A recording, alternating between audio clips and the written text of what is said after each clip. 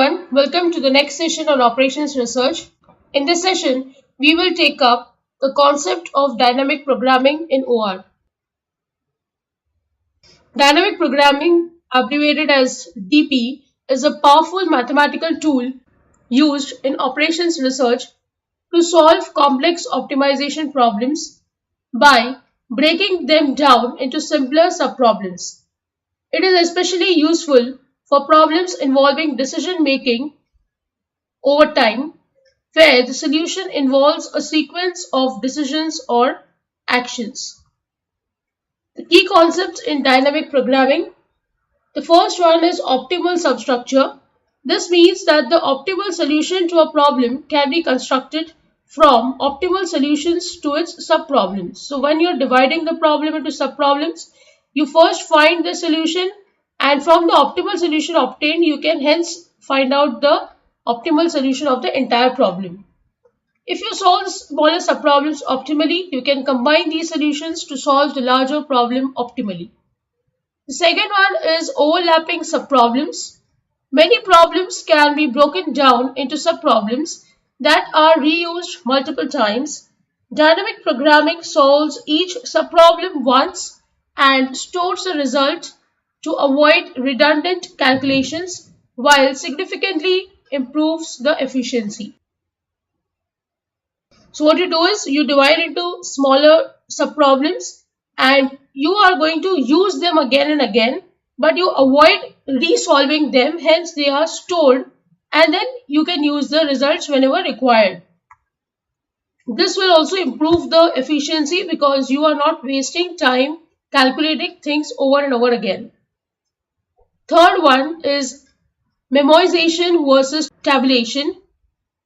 Memoization, this is a top-down approach where you solve the problem recursively and store the results of subproblems in a table, often a hash table, to avoid redundant work. And tabulation, it is a bottom-up approach where you solve all possible subproblems starting from the smallest, iteratively building up to the solution of the larger problem. So there are two ways of solving: top-down approach or bottom-up approach, wherein you can have a problem which is solved recursively and you can store the results of subproblems in a table, as you can see over here, to avoid redundant work. Or what you can do is you can start with the smallest subproblem and slowly build up and then get the solution for the entire bigger problem. Dynamic programming approach. First is formulate the problem. Define the problem in terms of a series of decisions or stages. So when we solve the numericals, you will see that there are various stages in which the problem is to be solved. Identify the state variables and the decisions that need to be made at each stage. So when I solve the numericals, I'll tell you what is the state variable and how to make the decisions at every stage. Define the recursive relationship. Determine how the solution to the problem can be expressed in terms of solutions to subproblems. This often involves finding a recursive formula or transition function. So what you do is actually you write some function like f of x will be f1 x1 plus f2 x2. It depends on the number of state variables that you have taken and how many functions you are trying to solve, that is the decision you are trying to take, and accordingly you are going to make the equation. Initialize the base case. Set up the initial conditions or base cases which represent the simplest instances of the problem. So you need to set up the initial conditions and then figure out the solution. Then what you do is compute solutions to subproblems. Use the recursive relationship to compute solutions, typically using either memoization or tabulation. So either of the two techniques you can use in dynamic programming and you can find the solution. Construct the solution to the original problem. Once all subproblems have been solved, use these solutions to construct the optimal solution to the original problem. So once we solve, say, f1 x1 plus f2 x2, you may figure out in the next one what is f2 x2 plus f3 x3, and then finally you will combine f1 x1 plus f2 x2 plus f3 x3. So you have initially solved the smallest subproblems f1 x1, f2 x2, f3 x3, then you have clubbed them into smaller subproblems again, and then finally you find the entire solution. So that is the approach of dynamic programming. Applications in operations research. The first one is finding the shortest path problems. Dynamic programming is used in algorithms like Dijkstra's or Bellman-Ford to find the shortest path in a graph with weighted edges. The problem is broken down into finding the shortest path from the start node to various intermediate nodes. So suppose if you want to find the shortest path, you can use this method of dynamic programming. Knapsack problem. This problem involves selecting a subset of items to maximize total value without exceeding a weight limit. Dynamic programming helps in building a solution by considering each item and weight incrementally. So this is another type of problem which you can solve. Third one is inventory management. Dynamic programming can be used to determine optimal inventory policies over time, considering factors like holding costs, ordering costs, and demand fluctuations. The fourth one is resource allocation. Dynamic programming helps in allocating limited resources optimally across various projects or tasks, considering constraints and objectives. So this is another important job which is done by dynamic programming, where you can allocate resources to your projects or your task, considering what are your constraints. Like suppose if you have a particular amount of resource in your inventory, or say you have some kind of objective to fulfill. For example, you know that you need to serve your customers in the next 7 to 15 days. So accordingly, you will do your resource allocation. See, at a time in a company, no one wants extra inventory in the shop floor, nor do people want extra inventory in the warehouses. So we want to buy as much as required and keep allocating to the shop floor as much quantity they require, and they can produce the products. So this is a very important aspect of dynamic programming. And the last one is project scheduling. Example, critical path method. Dynamic programming can be applied to schedule tasks in a project efficiently, considering dependencies and minimizing project duration. So once you talk about resource allocation or inventory management, project scheduling is actually a part of it, because you need to figure out in how much time you are going to make your products available to the customer, because customer always gives you a deadline. So whatever deadline you have decided upon, you need to work accordingly. So this critical path method is very important, wherein you decide what path you need to follow such that you make your products available to the customer in the shortest available time. Also, when you are on the shop floor, you would not want to waste time when the products change the machines. So what you need to do is you need to decide on the time required on one machine and then go to the next one, and accordingly. So we will also see the topic of scheduling soon, where I will tell you about this in detail. Also, we will take up these problems like critical path method and all in some other subject which I will take up. So the example is the Fibonacci series.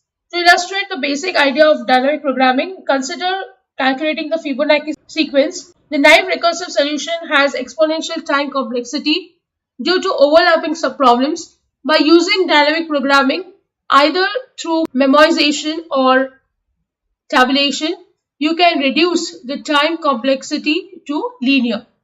So you can see the recursive formula f of n. This is a mathematical formula. It is f of n minus 1 plus f of n minus 2.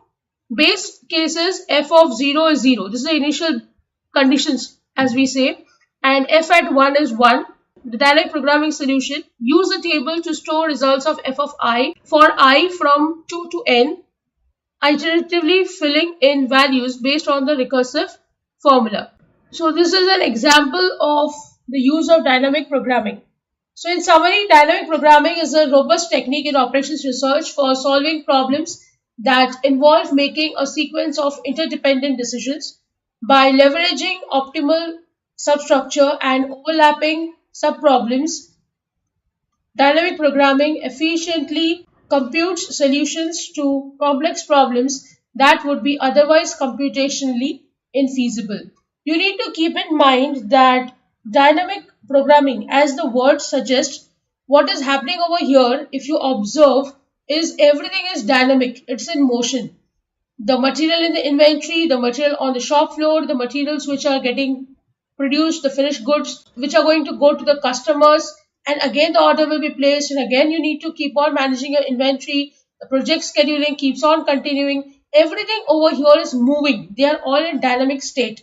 That is why the use of the word dynamic programming. So with this, I end the session. I hope you have understood the concept of dynamic programming. If you have any doubts, please write to me in the comment section. Don't forget to like, share and subscribe to the channel. Hit the bell icon for latest video updates. See you in the next session. Thank you.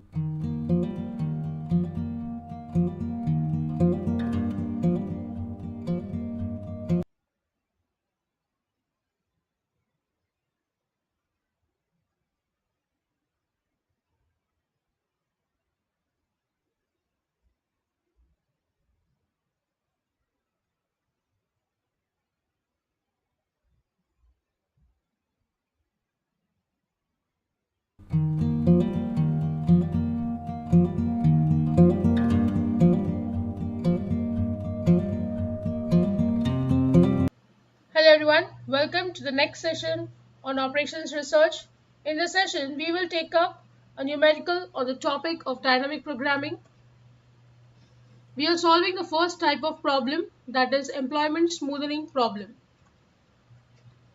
A firm has divided its marketing area into 3 zones. The amount of sales depends upon the number of salesmen in each zone. The firm has been collecting the data regarding sales and salesmen in each area over a number of past years.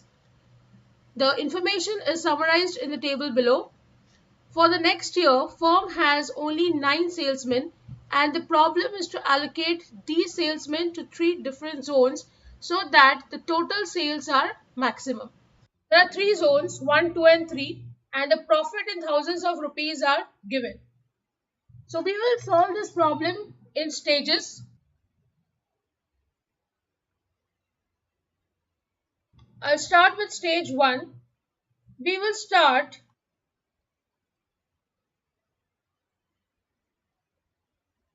with zone 1. The amount of sales corresponding to the different number of salesmen allocated to the zone 1 is what I'm going to draw. So I'll write down number of salesmen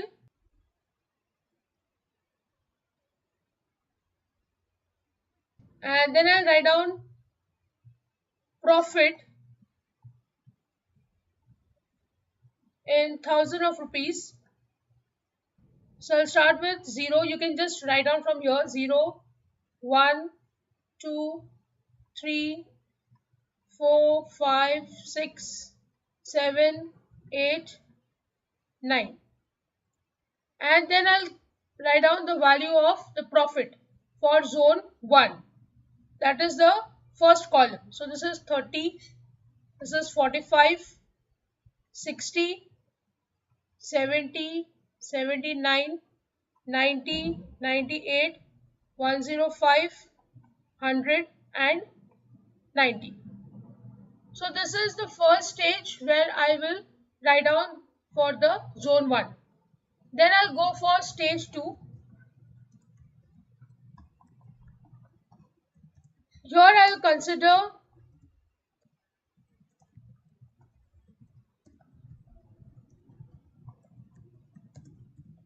the first 2 zones.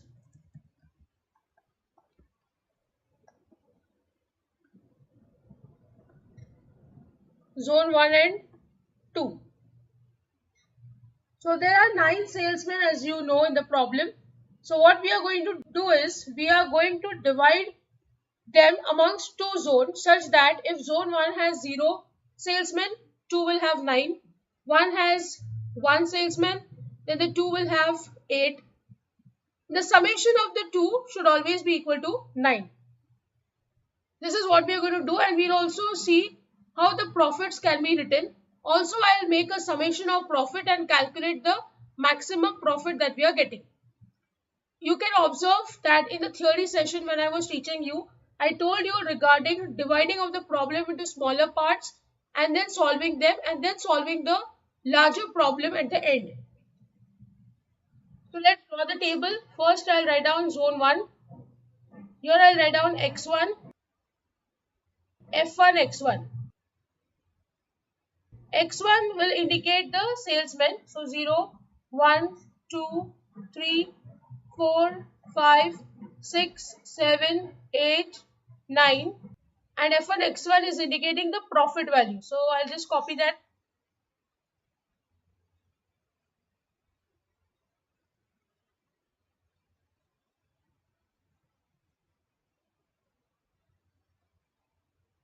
Vertically I'll write down over here zone 2. So I'll have X2 and F2 X2. Here I'll write down the number of salesmen.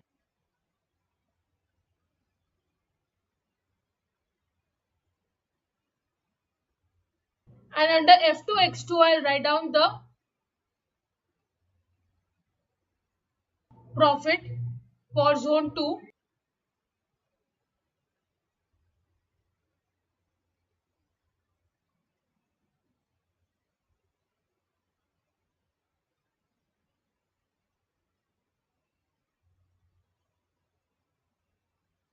Now I'll add the values. 35 plus 30, this is 65. 35 plus 45, 80. And similarly I'll keep on adding 35 to all these numbers, and I'll write over here. So this is 95, 105, 114, 125, 133, 140, 135 and 125. I have added to all of them. The reason is 0 is a number here and the maximum value is 9. So you can allocate 0 number of salesmen to zone 2, and to zone 1 you can allocate maximum of 9 salesmen. Next, when I have 1 in zone 2, the maximum that I can have in zone 1 is 8. So now I'll add 45 to all these values up to number 8. And I will get 75, 90, 105, 115, 124, 135, 143, 150 and 145. Next, zone 2 has 2 salesmen. So maximum zone 1 can have is 7, so that the count is total 9. So I will add 52 to all these numbers up to 7. So this now becomes 82.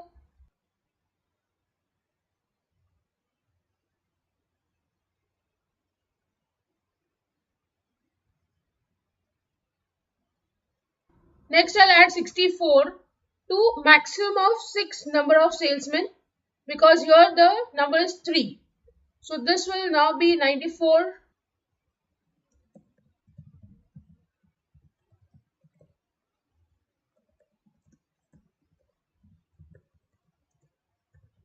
Now here number of salesmen is 4. So here maximum it will be 5.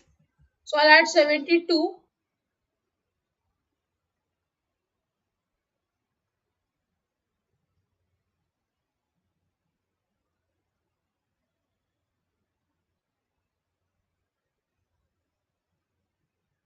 This is 5, so I'll go up to 4. I'll add 82.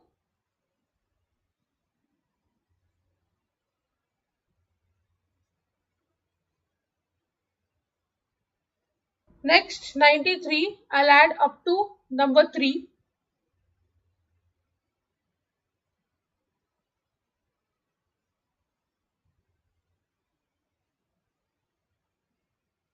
Next, I'm adding 98.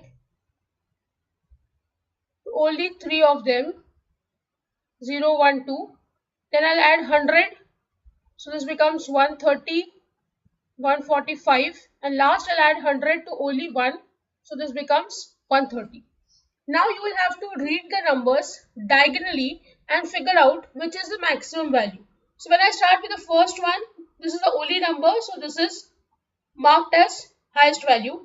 Then diagonally I'll read these two values, 75 and 80. Highest is 80. You can also draw a line like this. Then next has 82, 90 and 95. Amongst 3 of them, highest is 95, 94, 97, 105, 105. You can see both of them are equal value and both are highest, so I mark both. Then 102, 109, 112, 115 and 114. Highest value is 115. Then again I'll draw a diagonal line. The highest over here is 125. I'll mark a star over here. Then 123, 127, 132, 134, 131, 135 and 133. Highest is 135. Next I'll draw another diagonal. The highest value is 143 in two places, here and here. Again I'll draw diagonal. The highest value is 154, and in the last one, the highest value is 163. The highest value in the diagonal will indicate the maximum profit. Now I have already done allocation for zone 1 and 2. Then I'll go for stage 3, where I will consider all the 3 zones at a time. So I'll write down. Now consider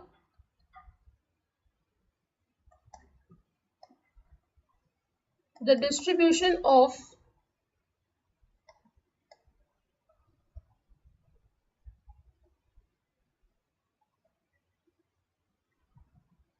nine salesmen in the 3 zones 1, 2 and 3.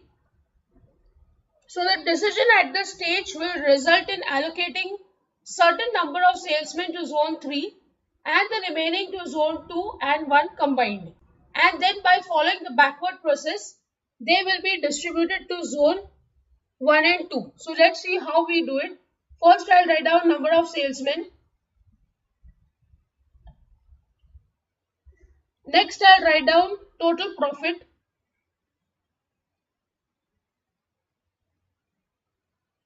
Here I'll write down F2x2 plus F1x1.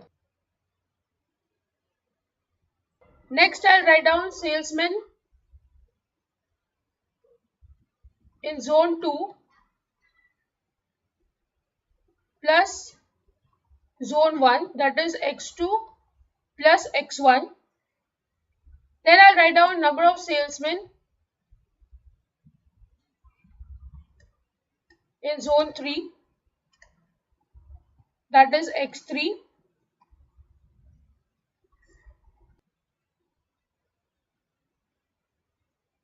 Then I'll write down profit F3x3.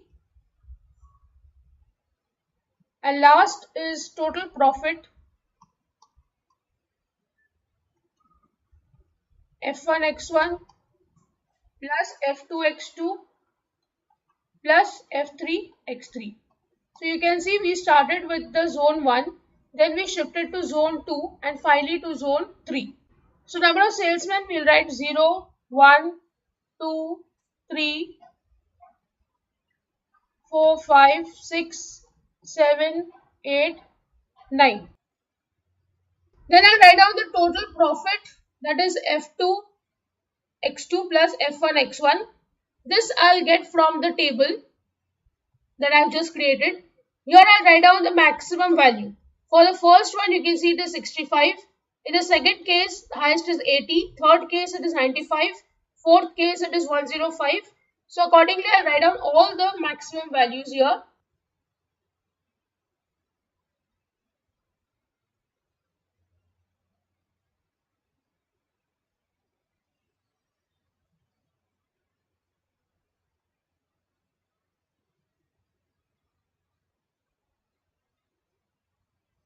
Now I'll write down salesman in zone 2 plus zone 1.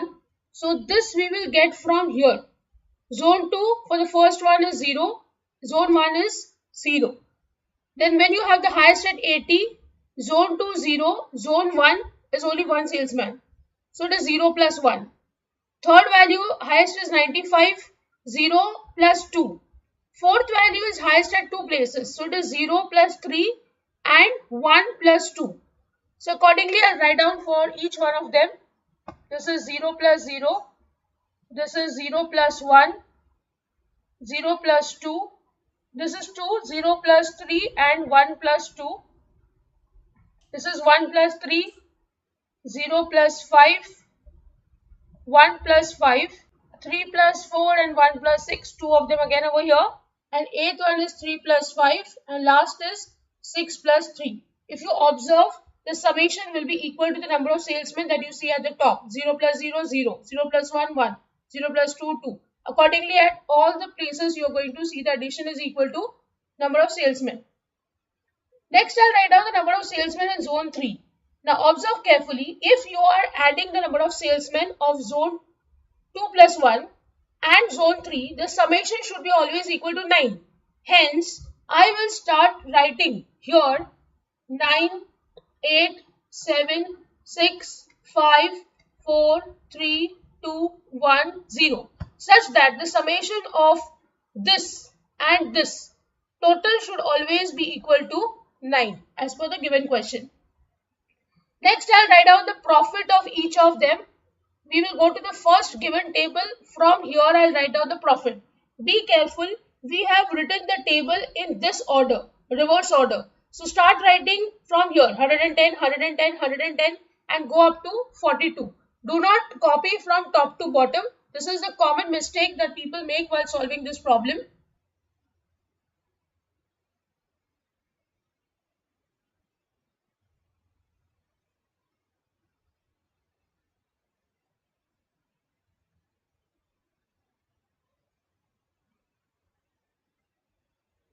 So I have written all the profit. Now I am going to add the total profit. So I am going to add this second one and the fifth one. So when I add 2 and 5, I will get this final value.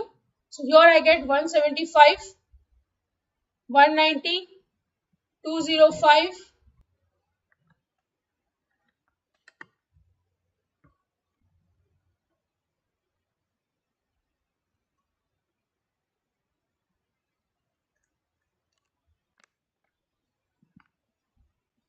So now I have added all of them. I'll figure out which is the highest value, that is this 210. So I have got the answer. Whatever is corresponding to 210 is my complete answer. So I will write down that the maximum profit for 9 salesmen will be 210 with a 000. So it is 2,10,000. If 5 salesmen are allotted to zone 3 and in zone 2, you will allocate only 1 salesman and 3 are from zone 1. So this is the final answer that we will write down now. Maximum profit for 9 salesmen is rupees 210. So we will do allocation. In zone 3, 5. Zone 2 will have only 1 and zone 1 will have 3 salesmen. So this is your final answer.